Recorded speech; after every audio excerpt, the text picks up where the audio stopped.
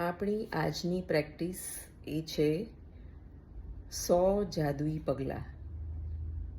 જાદુઈ પગલાં એટલે કહેવામાં આવ્યું છે કે ચાલતા ચાલતા તમારે પોતે જ પોતાના માટે જાદુ ક્રિએટ કરવાનો છે. તમારે ઓછામાં ઓછા 100 પગલાં ચાલી અને દરેક પગલે આભાર માનવાનો છે, થેન્ક યુ બોલવાનું છે. આવું કાર્ય એક આપણા મહાન સાયન્ટિસ્ટ આઇન્સ્ટાઈને કરેલું છે અને આટલા મહાન હોવા છતાં એ દરરોજ 100 વાર આભાર માનતા, 100 ડગલા ભરતા ભરતા દરેક ડગલે આભાર માનવાની પ્રેક્ટિસ કરતા. આટલા મોટા સાયન્ટિસ્ટ આટલા બધા આવિષ્કારો કર્યા છે, તો એમને આભાર માનવાની શી જરૂર? આપણને એવું થાય. પણ એમનું કહેવું એવું છે કે આભાર માનવાથી જ એમને આ પ્રસિદ્ધિ મળી છે. એ આભાર માનતા ગયા અને એમને વિચારો આવતા ગયા અને નવી નવી ખોજો કરતા ગયા. હંમેશા એવું કહે છે કે તમારું જીવન ચમત્કારિક બનાવવું હોય તો આ એક અને એક જ ઉપાય છે કે તમારે આભાર માનવો. પણ આભાર માનવામાં આપણે બધા જ લોકો બહુ કંજુસાઈ કરીએ છીએ. થેન્ક યુ, આભાર એટલું કહેવામાં આપણને નાનામાં આવી જાય છે. પણ જો તમે આ પ્રેક્ટિસ કરશો તો ચોક્કસ એક મોટી સિદ્ધિ પ્રાપ્ત કરી શકશો. તો ચાલો હું તમને એ બતાવું કે આ 100 ડગલા આભારના કેવી રીતે તમે પૂરા કરી શકો છો. આપણને બધાને એવું થાય કે આવું તો કેવી રીતે પોસિબલ છે કે તમે આભાર માનતા જાઓ અને તમારા જીવનમાં નવી પ્રેરણા, નવા વિચારો અને નવા કામ આવતા જાય. આઇન્સ્ટાઈન પોતે જ કહે છે કે એકવાર તમે આ 100 ડગલાની પ્રેક્ટિસ તમારા જીવનમાં ઉતારી લો, એનો મતલબ કે આ ગ્રેટિટ્યૂડ વોક તમે દરરોજ જે કરો.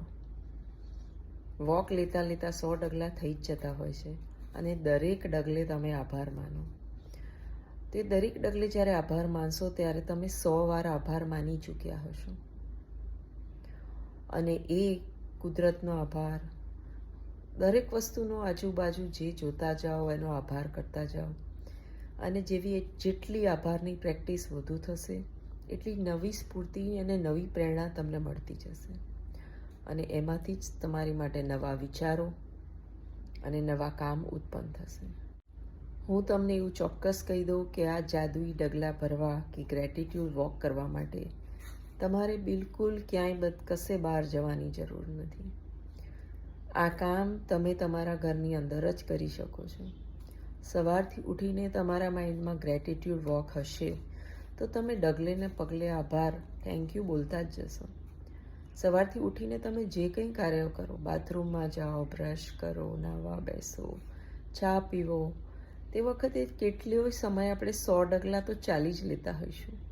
તો એ દરેક ડગલે તમે આ થેન્ક યુ કે આભાર એવું બોલતા જશો મનોમન, તો તમારી એ લાગણી સવારથી જ બંધાતી જશે અને નવા રસ્તા તમારી માટે ખુલતા જશે. ખૂબ સરળ અને બહુ જ ઉપયોગી આ ગ્રેટિટ્યૂડ વોક તમે આજથી જ કરો. આ પાઠમાં એવું પણ કહેવામાં આવ્યું છે કે તમારે ઘરમાં ગ્રેટિટ્યૂડ વોક લો, ઓફિસે જાઓ, જતાં જતાં બસ પકડતા હોવ, એક્ટિવા ચલાવતા હોવ તો આભારની કે થેન્ક્સની લાગણી મારો. ઓફિસમાં ચાલતા હોવ તો ત્યાં પણ તમે કરી શકો છો. આ બધું જ કાર્ય મનોમન કરવાનું છે અને મનોમન એનો આભાર માનવાનો છે અને થેન્ક યુ બોલતા જવાનું છે. મારો કહેવાનો મતલબ એ છે કે 100 ડગલા તો કોઈ પણ માટે ઇઝી છે. દરેક વખતે આપણે 100 ડગલા તો દિવસમાં ચાલી જ લેતા હોઈશું.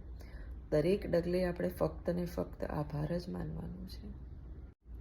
તમે આ પ્રેક્ટિસ કરશો પછી એક વસ્તુ ચોક્કસ નોંધ લેજો કે ગ્રેટિટ્યૂડ વોક એટલે કે થેન્ક યુ કે આભારની પ્રેક્ટિસ કરતાં પહેલાં તમારા મનની અને મગજની લાગણી કેવી હતી અને તે કર્યા પછી તમારા મન અને મગજની સ્થિતિ કેવી છે.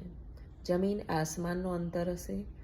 તમારું હૃદય કૃતજ્ઞતાથી ભરાઈ ગયું હશે અને એ મેગ્નેટ બની ગયું હશે.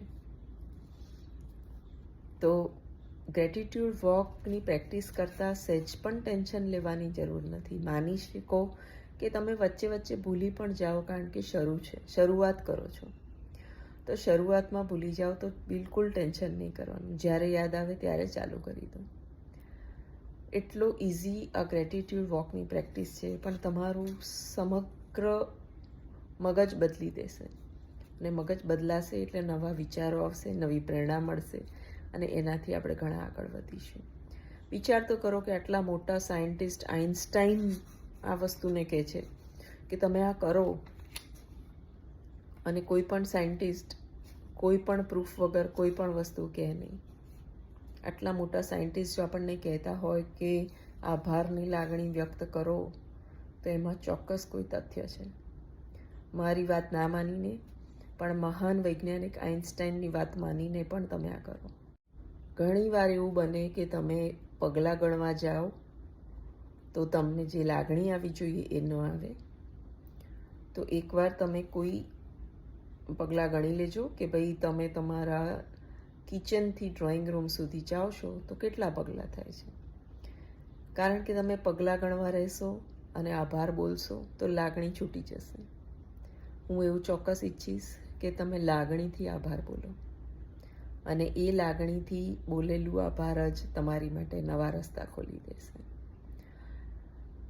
આપણને ઘણાને એવું થાય છે કે કોઈ વ્યક્તિ આટલો આગળ કેમ ન વધી ગયો, પણ ચોક્કસ અને ચોક્કસ એના જીવનમાં કોઈ જાદુ તો છે જ. ઘણીવાર તો એને પણ નથી ખબર હોતી કે એની આભાર વ્યક્ત કરવાની ને થેન્ક યુ બોલવાની પ્રેક્ટિસના લીધે પોતે આટલો આગળ છે.